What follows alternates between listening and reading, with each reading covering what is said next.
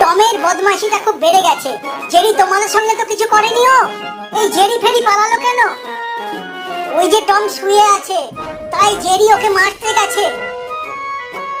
গুটি গুটি পায়ে এসে ধরাম, কিন্তু জেরি ধরা পড়ে প্রচন্ড শাস্তি পেল টমের কাছে।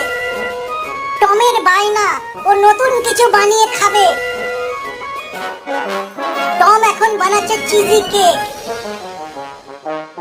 দেখে খুবই লোভ লাগছে।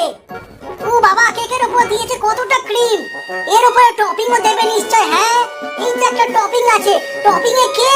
তো জেরি। ও জেরিকে দিয়ে খাবে কি? জেরিও কম চালাক নয়। ওই দেখো, জেরি দিয়ে দিল গোলমরিচ। খা না খা, খেয়ে বুঝতে পারবে ও। দেখ কেমন লাগে এবার। জেরি কোন রকম প্রাণে বেঁচে ও দেখা করতে এসছে ওর বন্ধু পায়রার সঙ্গে, কিন্তু এখানেও শান্তি নেই। টম এসে হাজির। টমের দড়ি ছিঁড়ে গিয়ে নিচে পড়লো এবং পায়রাটাও গিয়ে নিচে পড়লো। কি ব্যাপার, পায়রাটার হলো কি? জেরি অনেক করে বুঝিয়ে বলল, চল পায়রা, আমরা এখান থেকে পালাই। এবার পালিয়ে গেছে। টম ওর পেছনে পেছনে গেল। টম ভাবছে ওরা গেল কোথায়। জেরি আর পায়রা ওদের দুজনকেও দেখতে পাচ্ছে না, কিন্তু ওরা উপরে বসে আছে।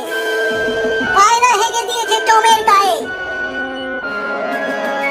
হেগেই লাগিয়েছে জেরি আর পায়রা দুজনে প্রচন্ড দৌড়।